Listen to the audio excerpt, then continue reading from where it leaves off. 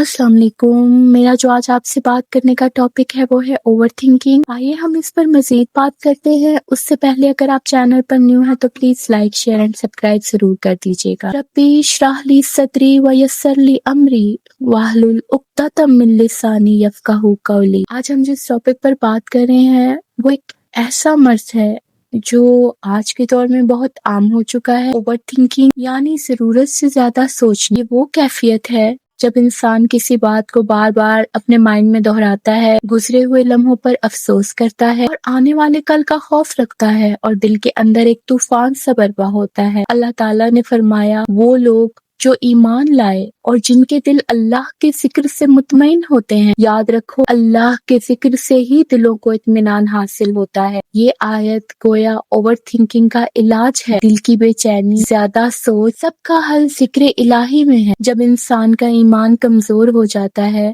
تو وہ کنٹرول کھو دیتا ہے، وہ ماضی پر روتا ہے، مستقبل سے ڈرتا ہے، حال میں بے قرار رہتا ہے۔ ہم بھول جاتے ہیں کہ ہر چیز اللہ کے حکم سے ہوتی ہے۔ کچھ نہ کچھ ہونے والا اگر ہمارے لیے لکھا ہے تو وہ ہو کر رہے گا، اور جو نہیں لکھا وہ کبھی نہیں ہوگا۔ ہمیں کوئی چیز نہیں پہنچ سکتی مگر وہ جو اللہ نے ہمارے لیے لکھ دی۔ سورہ توبہ آیت نمبر 51۔ تو پھر سوچ سوچ کر خود کو کیوں تھکاتے ہو؟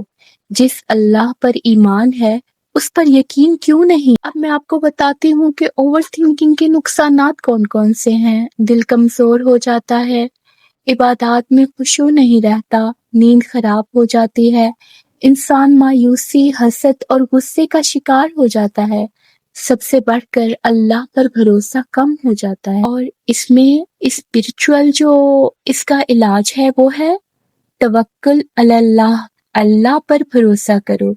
رسول اللہ صلی اللہ علیہ وآلہ وسلم نے فرمایا اگر تم اللہ پر اس طرح توکل کرو جیسے توکل کا حق ہے تو وہ تمہیں اس طرح رزق دے گا جیسے پرندوں کو دیتا ہے۔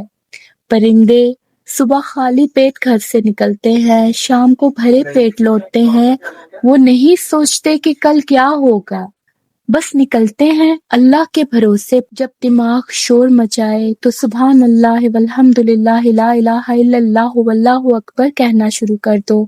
یہ الفاظ دل کو ٹھنڈک دیتے ہیں اور دعا کرو اے اللہ میں تجھ سے پناہ مانگتا ہوں غم اور فکر سے۔ قرآن پاک پڑھنا صرف ثواب نہیں، یہ روح کی غذا ہے اور اوور تھنکنگ کا علاج ہے۔ جب آپ قرآن سنیں یا پڑھیں دل میں اطمینان اترتا ہے، خاص طور پر سورہ یاسین، سورہ رحمان، سورہ علم نشرہ پڑھنے سے دل کو سکون ملتا ہے۔ خاموشی اور تنہائی میں ہمیشہ بیٹھ کر ذکر کریں، اکیلے میں بیٹھ کر اللہ جی سے باتیں کریں۔ یا اللہ میں بہت سوچتی ہوں، یا اللہ میں بہت ڈرتی ہوں، مگر میں جانتی ہوں میرا رب مجھ سے زیادہ میرے لیے بہتر جانتا ہے۔ یقین کریں جب آپ ایسے بولیں گے تو سکون برسنے لگے گا۔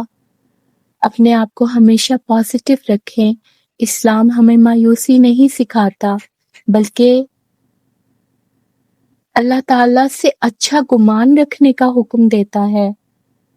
نبی صلی اللہ علیہ وآلہ وسلم نے فرمایا اللہ تعالیٰ فرماتے ہیں میں اپنے بندے کے گمان کے مطابق ہوں، یعنی اگر تم یہ سوچو کہ اللہ میرے لیے بہتر ہی کریں گے تو وہ بہتر ہی کریں گے۔